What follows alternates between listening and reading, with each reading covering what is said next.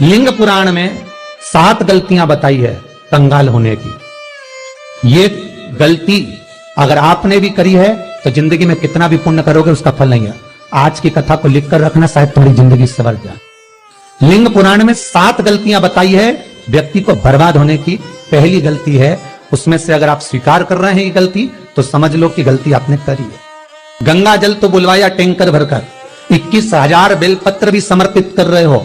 आप मंदिर के अंदर बैठ गए, दर्शन करने वाला आता रहा, किसी को अंदर प्रवेश नहीं दिया। आप गंगा जल चढ़ाते रहे, आप बेलपत्र चढ़ाते रहे, आप स्वयं पूजन करते रहे, और दूसरा व्यक्ति ना जाने किस भाव से, किस रूप में आकर भगवान की सेवा करना चाहता था। पंडित जी ने आपके चक्कर में उसको जल नहीं चढ़ाने दिया, पंडित जी ने आपके चक्कर में उसको बेलपत्र नहीं चढ़ाने दिया। पहली गलती यह हो गई कि भगवान के भक्त को भगवान से दूर कर दिया गया। अब उठा लो श्रीमद् भागवत कथा। 2 देवताओं ने गलती करी थी। एक ब्रह्मा जी ने गलती करी थी कि गाय बछड़ों का हरण कर लिया था। 1 वर्ष होने में 1 दिन था तब ब्रह्मा जी ने गाय बछड़े वापस दिए थे। दूसरी गलती इंद्र ने करी थी, जल वृष्टि करी तब भगवान कृष्ण को गोवर्धन पर्वत उठाना पड़ा। दोनों देवताओं ने गलती करी पर भगवान कृष्ण ने इंद्र को क्षमा कर दिया पर ब्रह्मा को क्षमा नहीं करा। क्यों नहीं करा? क्योंकि इंद्र को क्षमा इसलिए करा क्योंकि इंद्र ने जब जल वृष्टि करी तो सारे ब्रजवासियों को भगवान के चरणों में लाकर छोड़ दिया। सारे ब्रजवासी गोवर्धन पर्वत के नीचे आकर बैठ गए, भगवान के चरणों में आ गए। और ब्रह्मा ने जो गलती करी वो ऐसी गलती करी कि भगवान से गाय और बछड़ों को दूर कर दिया। जो भगवान से भगत को दूर कर दे उसको शंकर कभी क्षमा नहीं कर सकता। इसलिए बर्बादी का पहला कारण आप भक्त और भगवान में दूरी बना दी। आप भक्त और भगवान की दूरी बना दी।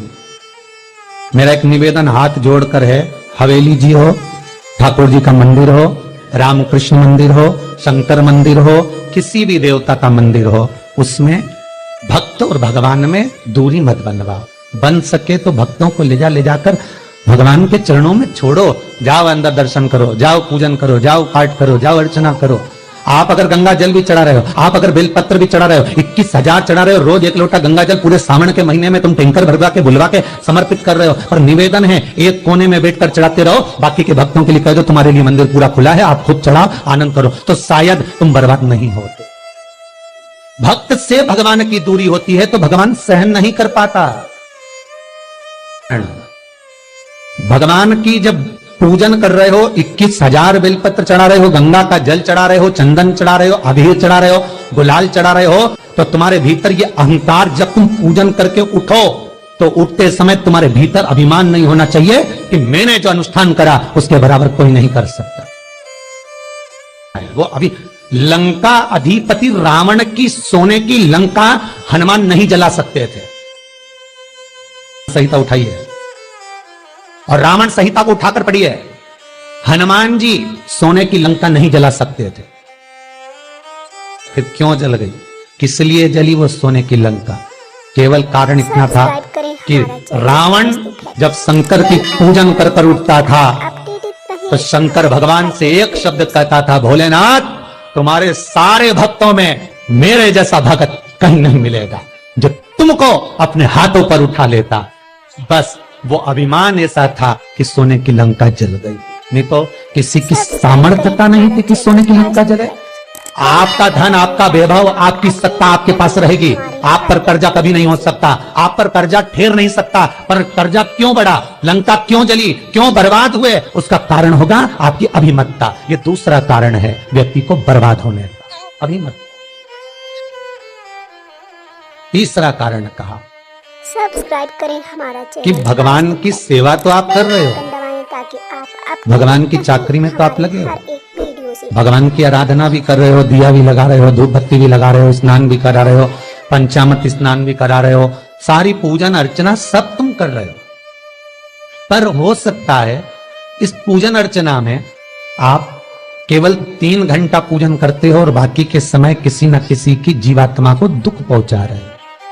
एक कथा में एक बात कही थी कि भले मंदिर में दिया मत लगाओ, भले मंदिर में जाकर धूप बत्ती मत जलाओ, भले मंदिर में जाकर भोग मत लगाओ, भले मंदिर में जाकर जल मत चढ़ाओ, कुछ कुछ मत करो, भले भगवान को नए कपड़े मत पहनाओ, भले तुम्हारी मर्जी पड़े भगवान को भोग मत लगाओ, पर शास्त्र कहता है कुछ मत करो, पर एक काम जरूर करना कि किसी के चेहरे पर प्रसन्नता ला देना तो मंदिर में दिया जलाने के बराबर होगा। किसी के चेहरे पर चमक ला देना, प्रसन्नता ला देना तो अगरबत्ती लगाने के बराबर होगा। किसी गरीबड़े के, किसी दुखी के चेहरे पर अगर तुमने प्रसन्नता ला दी तो वो भगवान को कपड़े पहनाने के बराबर होगा। मालूम पड़े तुम मंदिर में पूरी सब्जी बांटो, मंदिर में भोजन कराओ, मंदिर में सारा पकवान चढ़ाओ और कोई तुम्हारे कारण अगर दुखी है तो तुम्हें वो सुख का भान नहीं हो सकता। तीसरा चौथा कारण है कि आप जो पाठ कर रहे हो, आप जो पूजन कर रहे हो, आप जो अनुष्ठान कर रहे हो, उसमें कुछ ना कुछ गलती जरूर हो रही है। ये चौथा कारण। एक बार पूरे घर के लोगों को बिठाओ, अपने घर के लोगों को, मम्मी से पूछना मम्मी तुम कौन कौन सा पाठ करती हो, एक बार मम्मी से पूछना, फिर एक बार पापा से पूछना पापा आप कौन कौन सा पाठ करते हो सुबह, फिर बहू से पूछना भाभी आप कौन कौन सा पाठ करती हो, फिर छोटी दुल्हन से पूछना छोटी दुल्हन तुम कौन कौन सा पाठ करती हो, भैया आप कौन कौन सा पाठ करते हो, आप कौन कौन सा पाठ करते हो, पूछना। जब घर के अंदर बड़ी बहू अलग तरह का पाठ कर रही है, छोटी बहू अलग तरह का पाठ कर रही है, मंजली बहू अलग तरह का पाठ कर रही है, मां अलग तरह का पाठ कर रही है, पति अलग तरह का पाठ कर रहा है, तो उसका जो प्रभाव है, कौन सी चीज कहां टकरा रही है जिसके कारण घर में रोग इतना है कि कोई सही होने वाला ही नहीं, और वो कारण आपको दुख की ओर लेकर जा रहा है, बीमारी की ओर लेकर जा रहा है। चौथा कारण है आपका मंत्र जाप, आपका स्मरण, आपका भजन, आपका पूजन कहीं गलत चल रहा है। बेल आइकन दबाएं ताकि आप पांचवा अपडेटेड सूत्र रहें महाराज, हर एक वीडियो से। हमने जो दान किया, हमने जो पुण्य किया, हमने जो सत्कर्म किया, वो किस जगह पर लगा। पांचवा सूत्र है, जो आप दान कर रहे हो, सब्सक्राइब करें हमारा चैनल वास्तु है। जो आप पुण्य कर रहे हो, सत्कर्म कर रहे हो, वो किस जगह पर लगा, ये पांचवा सूत्र। हमारे हर एक वीडियो से। फिर निवेदन करेंगे, गाय, बेटी और लक्ष्मी 50 बार विचार करना तब किसी को देना। बेटी किसी ऐसे को मत ब्याह देना जो जुआ खेलता हो, मदिरापान करता हो, मांसाहार करता हो, वेश्यावृत्ति करता हो, वो बेटी का सम्मान नहीं करेगा। बेटी रोएगी तो कन्यादान करने वाले को रोना पड़ेगा। अपडेटेड रहें हमारे हर एक वीडियो से। दूसरे नंबर पर गौ माता, गाय ऐसे ब्राह्मण को दान मत देना कि ब्राह्मण के घर में खुद रहने की जगह नहीं और गाय को ले जाकर तुमने दे दिया और उस ब्राह्मण ने जब तक दूध दिया बांध कर रखा, एक तगाड़ी बाल्टी साड़ी के चक्कर में ले लिया, सोने के सींग के चक्कर में ले लिया और बाद में वही गाय कसाई के हाथ में बिक गई और कसाई ने काटा तो बद्दुआ तुमको लगी। बेटी, गाय और लक्ष्मी, पैसा भी किसी ऐसे भिखारी के कटोरे में मत दान देना कि जिसने ले जाकर मदिरापान में लगा दिया, जुए में लगा दिया, वेश्यावृत्ति में लगा दिया। अगर जिस भिखारी के कटोरे में पैसा दिया उसने शाम को ले जाकर मदिरापान में, जुए में लगा दिया तो लक्ष्मी रोती है कि तूने मुझे गलत जगह पर दिया है, इसलिए अब तुझे रोना पड़ेगा। तब व्यक्ति को रोना पड़े। पांचवा कारण अपनी पुस्तिका में लिख कर रखना, तुम्हारे दुख का पांचवा कारण क्या है। क्यों तुम करोड़पति से रोड़पति बन गए? तुम्हारे यहाँ पर 4-4, 5-5 गाड़ी थी, खूब वैभव था, खूब धन था, फैक्ट्रियां चल रही थी, सत्ताएं चल रही थी। भगवान शिव की कथा का छठा कारण बता, हमारे दुख का कारण छठा सब्सक्राइब करें आदर सम्मान में बेल आइकन दबाएं ताकि आप अपडेटेड रहें। घर के जो बड़े हैं, घर के जो बुजुर्ग हैं, घर के जो आदरणीय हैं, उनका सम्मान नहीं करता। सुंदर कहा, जिस घर में माँ बाप की इज्जत नहीं होती, उस घर में देखना कभी बरकत नहीं होती। कभी कभी नगर में, गांव में सभी का व्यापार एक साथ समाप्त हो जाता है। कभी कभी गांव में, नगर में सबका व्यापार एक साथ समाप्त हो जाता है, सबका व्यापार एक साथ ही खल्लास हो जाता है, समाप्त, सभी कर्जे में हो जाते हैं। तो समझ लेना कि उस गांव के खेड़े का देव महादेव, उस गांव का खेड़ापति भगवान शंकर, उस गांव का शिव जरूर रुष्ट हुआ है, जरूर रुष्ट। उसको मनाने का प्रयास करो जिससे अपनी नगर, अपना गांव फिर उन्नति की सीढ़ी पर चढ़ जाए।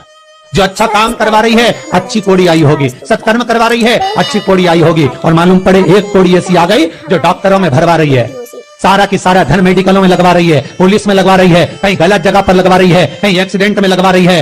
जो कौड़ी गलत जगह पर धन को लेकर जा रही है, समझ लेना कि वो कौड़ी बेकार आ गई, जो सारा का सारा बर्बाद करने में लगी हुई है। उस कौड़ी को पहचानो कि वो कौड़ी कौन सी है। 7वां कारण शिव महापुराण का, लिंग पुराण का लिख कर रखना कि एक कौड़ी ढूंढना कि वो कौड़ी कौन सी घर में आ गई जो हमें बर्बाद कर कर चली गई। वो कौड़ी को ढूंढी। सावन से लेकर अभी तक की कथा की सबसे सुंदर रसतत्ववान आज की कथा के 7 कारण शायद आपकी जिंदगी को बना दे। साहब आप अपडेटेड आज बाबा ने अगर बुलवाया है इस व्यासपीठ से तो आपके लिए बुलवाया होगा। श्री शिवाय नमस्तुभ्यं। श्री शिवाय नमस्तुभ्यं। श्री शिवाय नमस्तुभ्यं।